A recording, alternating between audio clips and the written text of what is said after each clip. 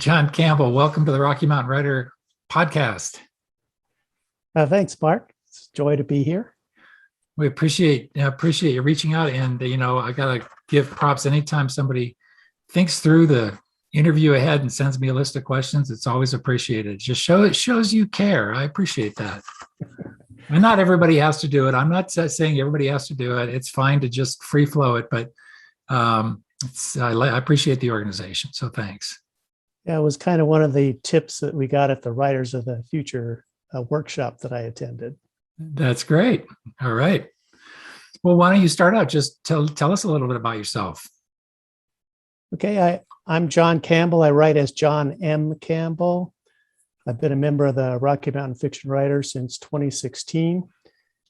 I currently coordinate the Aurora critique group, which is currently meeting online twice a month.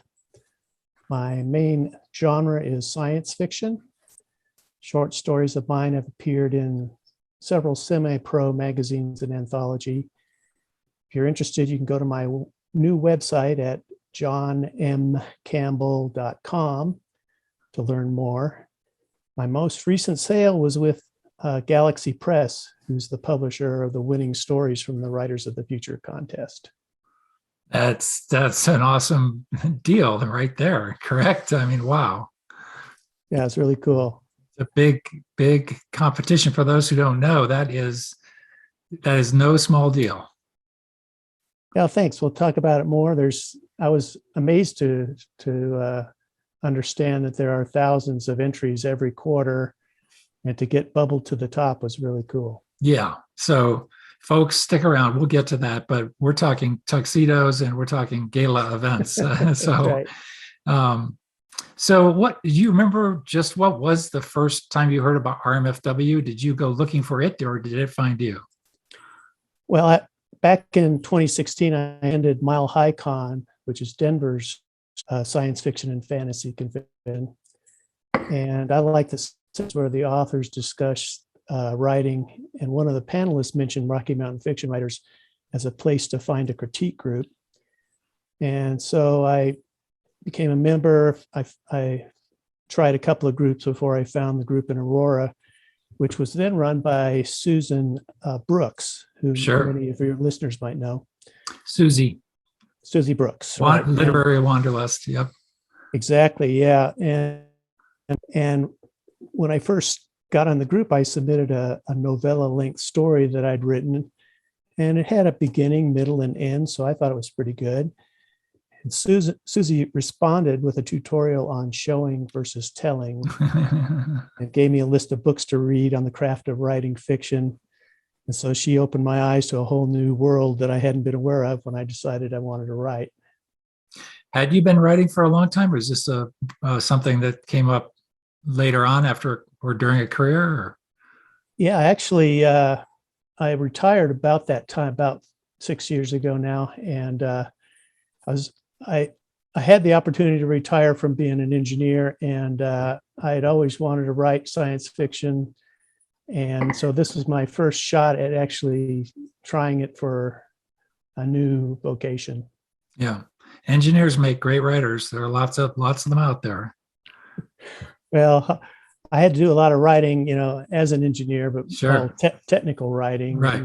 And the creative writing is a different beast. Yeah. So what did you think of the critique group experience once you dove in? Well, I found it really valuable, so much so that when Susie left the group to devote more time to her publishing, and her successor, John Neal, moved on to devote more time to his novels, I was happy to take over the coordinating duties for the group. And we have writers with a mix of experience. Amy Drayer was a member of the group until she left to go to the Lighthouse Writers Workshop.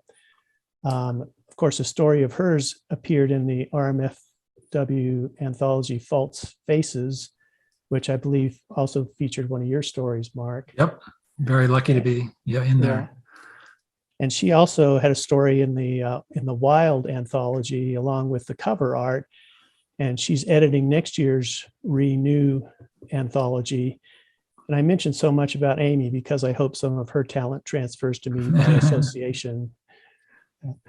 But also 4 other of our members, our former members, have been finalists in the Colorado Gold Contest for unpublished novelists. I mentioned John Neal, Susan Schoolman, Jim McGee, Susie Lindau, as well as a current member, Robert Seltzer. Got a lot of people that are showing some nice progress. Our group also includes Natalie Vanderwerken, who's an independently published novelist for 2 middle grade sword and sorcery type novels featuring dragons and demons. Another member, Nita Bunton, used to write Harlequin romance novels, and now she's received interest in her middle grade fantasy novels. I mean, it's just great to have a group that we can learn writing from each other, and it's fun to celebrate each other's successes. Yeah. And are these all science fiction fantasy type writers? Yeah, you might think so from all the stories I described. Yeah. But no, I'm the only science fiction writer now that John Neal has departed. We do have several of the fantasy writers I mentioned, but we also have a mystery writer, a thriller writer, women's fiction, and historical fiction. So a wide group. Maybe there's strength in cross-pollination. I think so. Even if I can't, help them with their particular genre, I'm a reader and I can point out what I think, makes a good story and where I think it could be improved. So that's what we do for each other. Yeah. So coming up on this Writers of the Future contest, when, tell us the whole story. First of all, did you finish a story and you said, this is so good, I need to look around for a place to lob it in and see how it fares against, big time competition? What led you? You've been writing for 6 years total now for writing fiction. Yeah. So, that particular contest is for writers of science fiction and fantasy who haven't been published in professional markets.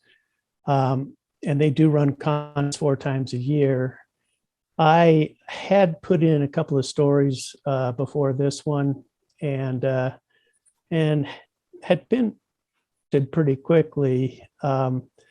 They also, as well as putting out prizes, they also authors encouragement through their honorable mentions and silver honorable mentions and stuff like that.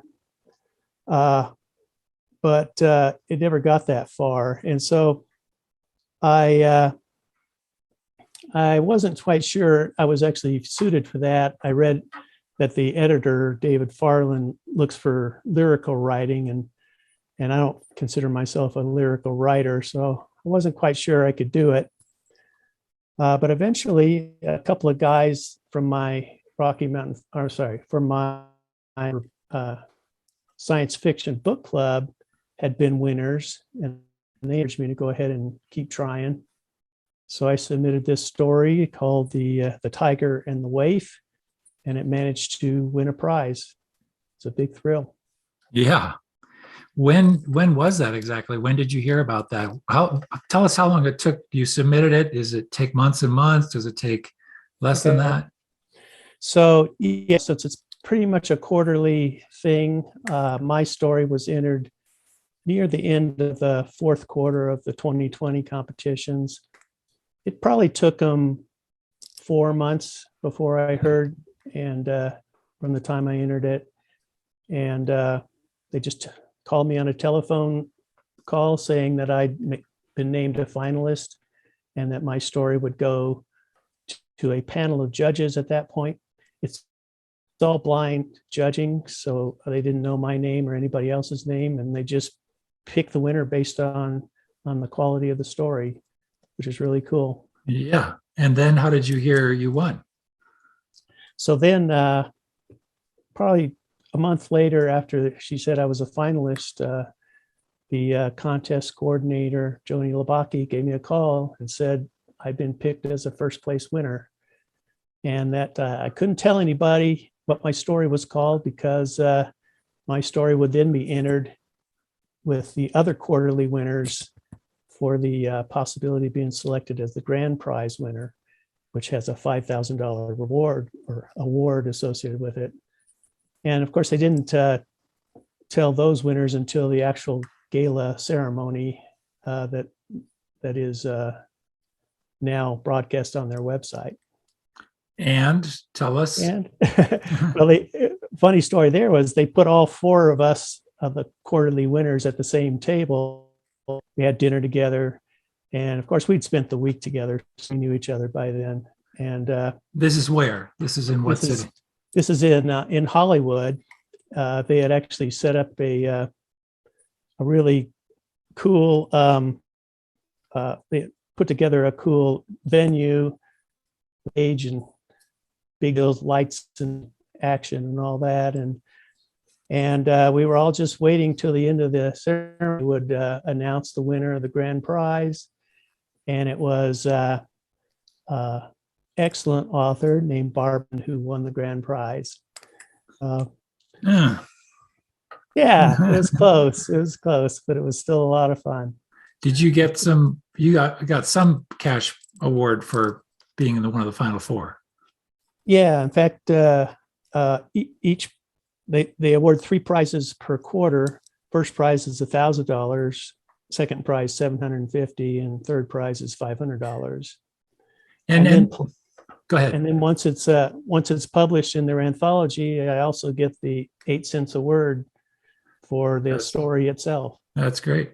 And you also had an illustrator that won an award. Is that somebody you bring to the project, or do they assign? How does that process work? Yeah, so the way that works is there's also every quarter an illustrator contest, and 3 illustrators put forth their samples of their portfolio for judging, and 3 are picked in each quarter, and then the illustrator is given a copy of the winning story. 1 per illustrator gets and then they get to come up with create an illustration that gets selected for the story and put into the book as well. Yeah, that is just terrific. Wow. You must have been thrilled with seeing some of the ideas in your head and images in your head come to life through the illustrator's eyes. Yeah, that was a big thrill. In fact, they made it a special event during this week-long set of activities where they kind of line up outside the room, set up the illustrations, and then we were asked to go find our illustration in the room. And of course, I could recognize one from the characters of my story. Great to see. It's actually a color acrylic painting by an illustrator named Andre Mata. Mm-hmm. He's from Portugal. So ideally he would be there as well, but because of the COVID restrictions this year for travel, he wasn't able to be there. Yeah. But I have been able to get in touch with him over email and thank him for what is really a great illustration to go with my story. Yeah. All right. Tell us about the story. What is the story? Well, I'll give you my my elevator pitch. A kitten awakes in the ruins of Los Angeles. The rubble, it encounters an orphan girl and must choose between its own freedom and saving her life. It ultimately asks the question, is an artificial intelligence capable of love? I'm sold. I'll read it. That's great. Yeah. How long is it? How many words? It's around 5,000 words. I've forgotten how much now. Yeah. And how long did it take you to write? Well, that's part of the story as well. I actually wrote it a little over 2 years ago. It was my entry into the Wild anthology. My thought was that an android cat going wild in Los Angeles after an earth would fit the theme. Sure. I can understand why a science fiction story might not fit into with the other stories in the anthology that were selected. And I kind of feel like it was lucky for me that it fit perfectly into the Writers of the Futures contest instead. You're better off. That's right. Yeah, because had you been published, you wouldn't have been an unpublished writer. Yeah, and right, and now I get the $1,000 and the trip to LA and Yeah. everything else. So that Was was it, all cool. did they cover all the expenses? They covered yeah, airfare and hotel, and then they had the big banquet at the end. So it was pretty well done. Wow. That is a pretty amazing deal. That is, It's a big deal. and talk about how this impacted your confidence as a writer.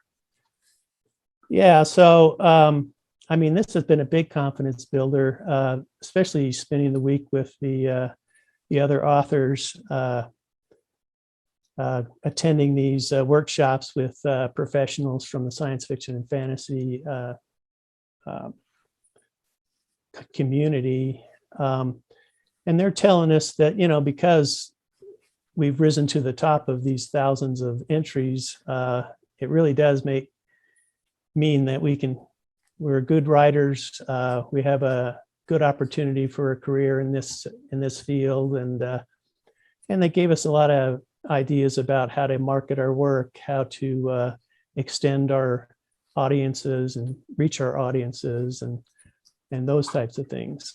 So it was really a big confidence boost, and I really enjoyed it.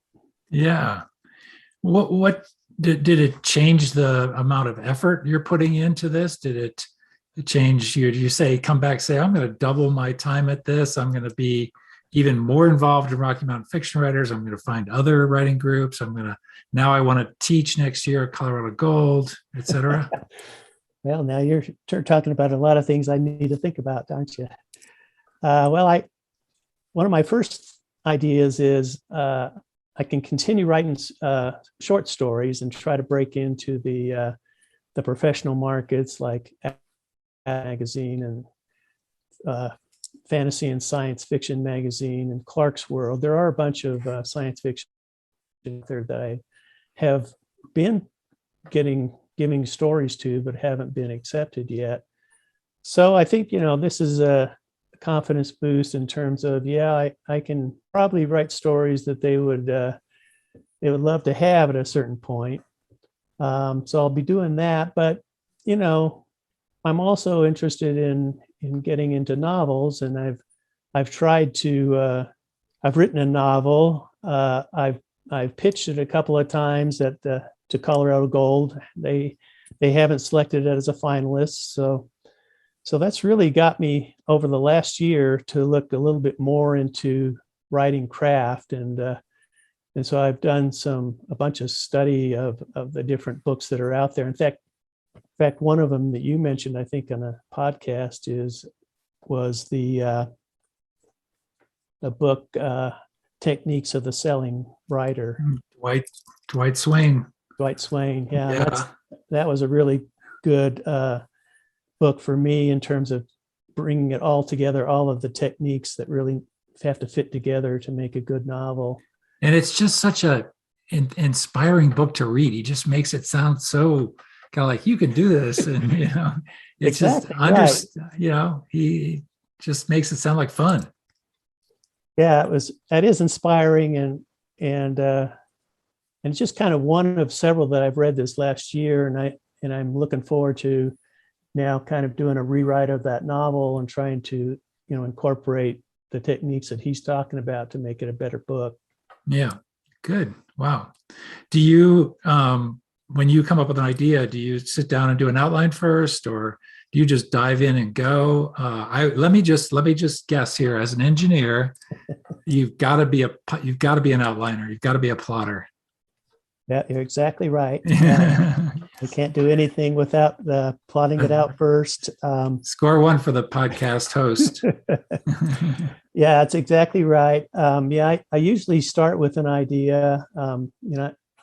I still love reading about science, and often I'll get an idea there about where it could be put into a story. So like an idea about a kitten with an artificial intelligent brain, and then I try to figure out, well, what setting should I put that in that would be an interesting place, and what conflicts can I get this character into, and eventually I start seeing a narrative emerge, and then I try to figure out, okay, how do I want to end this thing so that I know where it's going, and then at that point I can start writing and try to get it all to flow into a meaningful ending.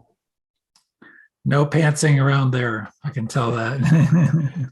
No, but the funny part is, there were a combination of plotters and pantsers, both in the group of authors that were in the workshop that I went to, as well as the authors that were talking to us. So one of the authors that talked to us had us do an exercise where she gave us a 20-sided die and a page with a list of 20 things on it, like 20 protagonists and 20 secondary characters and 20 quirks that a character might have and stuff like that. And then she gave us 10 minutes to write a first page of a story that would incorporate those elements. And what was funny to me was, all I could do was just kind of write what came into my head at that point. I don't have time to plan it out, right? So I wrote down something, and it surprised me that might be good enough to build a story around. That's great. So I can appreciate how maybe there's something to that pantsing side. That's a great story. It's a good exercise. That's a really good exercise. I like that. Yeah. Wow. Yeah. So why don't you give us a elevator pitch on your novel? What's that about? The one you're going to rewrite? Yeah, let's see. So that's a story of a Marine who is assigned to a particular training course, and he finds out that this course is threatening to put him into a body bag and flatten it down to 2 dimensions, and then sneak it into behind enemy lines as a way of putting both material and people into interdicted areas. So it becomes a thriller about how he gets recruited to do missions using this device, and he's not quite sure it's ready for prime time, and indeed he gets into trouble and has to work his way out. So. Wow. And that, is that in the near future, I take it? Yeah, it's kind of a near future thing. Yeah. A lot of the missions are set in overseas settings where everybody would expect a Marine to be these days, and that type of thing. Yeah. Fighting terrorists, that type of thing. Yeah. What is the working title of that one? Working title is Stealth Operations. And could you describe, as you are starting to go through the rewrite, what are the things you learned either through the short story process or the critique group process, or just all the reading you've been doing about craft? What is your assignment you're giving yourself as you analyze your prose, plot, characters, etc.? What's the number one thing you're changing? Well, I did get some feedback both times I submitted it to the judges of the Colorado Gold contest. In that contest, they place a premium on opening the book in a way that really captures the reader's attention and a compelling conflict and so on. And so I actually went and read a book called The First 50 Pages, where let me see if I can find who that was by, because other people might want to do it as well. Let's see. So that's by Jeff Gerke, Gerke. And he outlines the pitfalls to avoid in the first page and the first chapter. And then how you use the first 50 pages of a book to really set up the rest of it. And it has the same type of issues that I was having, how to approach the issues I was having with getting a judge to agree that this is something that really is catching the interest of the audience and doesn't have any wasted scenes in there that Right. that kind of slow down the action and so on. So it's kind of those things. And I was really interested in figuring out, now, how do I make my character compelling? As an engineer, and a plotter, I love, putting out getting the twisty plot out there. But the harder part for me is coming up with a character that is compelling, that people want to see, succeed and all that. So I've been really trying to study that. And in my story, I could see how it was a character that was really likable, that people it's a kitten. And so people are kind of rooting for it from the start. And by the end, they're really hoping that the kitten finds what he wants, as well as brings the story to a touching end. So it's kind of all that. The other part of it is, I'm not sure I was getting my readers emotionally involved with my character. That's kind of part of the compelling part, but also have an emotional center to the story where readers are looking for something they can learn and really appreciate by the end. When they get to a story, it's got an emotional satisfaction at the end. Yep. So I'm working on all those things. Yep. Very good. Is it fun? Are you enjoying the process? I am, and having this story win something says, okay, I can do this. I just have to kind of apply all these techniques that I'm learning now. Yep. And I think I can do it even in a novel. Would you consider independently publishing that when you're done, or would you go out and look for an agent and go the traditional route? What are you thinking at this point? Well, for the last year, I've been trying to get an agent interested in the story in my novel, with not too much success. So, one option is, if I want to independently publish, is to bring together a bunch of short stories that I've written so far. In fact, I've written quite a few that are set in kind of a similar universe of the asteroid belt in the near future, or by the end of this century or something, where artificial intelligence is part of their lives, and so on. So it's kind of like my version of Ray Bradbury's Martian Chronicles. Mm. So I could see, pulling that together and putting it out there as an independent thing. I'm still kind of on the fence as to whether I can actually get my thriller to the point where it's commercially viable. It can get an agent interested or not. We kind of saw both sides of the coin at the writers' conference, or the writers' workshop that I was at with Writers of the Future. The David Farland and Tim Powers are both established science fiction writers that have publishers. But they also kind of gave us the idea that it was pretty hard to break into to those publishers these days, and so they had several other authors that were there talking about how they market their independently published books. Right. Yep. Big fork in the road coming up. Maybe the first thing to do is just rewrite the thriller and see where you are and what you think of it at that point. Yep. Yeah. Wow. Good luck on all that. Wow. Well, just having that boost must feel so good. That's a nice credential, and lots of, a lot of eyes looked at that story, and it had to go through quite the gauntlet to put you at that table as one of the 4 possible winners. Yeah, I appreciate that. And, rubbing elbows with the other 12 authors. Actually, we had 2 years worth of authors because they weren't able to have the workshop last year. Mm, So they had the winners from last year as well as this year. right.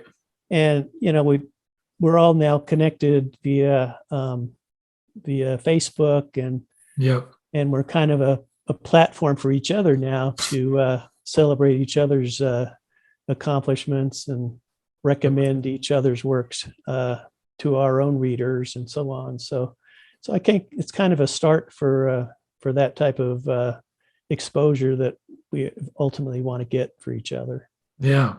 Wow. And, your network is really building. I mean, you started with, Rocky Mountain Fiction Writers Critique Group, RMFW, bigger level, and now national, international Yeah. level. Yeah. Yeah. John, this has been terrific. Really, really appreciate it. As we wrap up, we always like to give our guests a chance to promote one other book or a writer that you think more folks should be paying attention to. So have at it. Well, yeah. I've got a writer in mind. His name is C. Robert Cargill, Cargil. He wrote a book called Day Zero that we read in the Denver Science Fiction book club recently, and it was kind of funny. His main character is an android in the body of an animal as well, and this android was built to be a nanny for rich kids, essentially. And this character, this nanny bot, becomes the hero of the story when there's a robot Armageddon, and he has to save his ward to avoid being killed by these bad robots. Yeah, great. So you highly recommend that book. Really enjoyed it. Yeah. Great. Excellent. John, thank you so much for your time today, and best of luck down the road. Keep us posted and come back anytime. I appreciate it. It's a pleasure to be with you.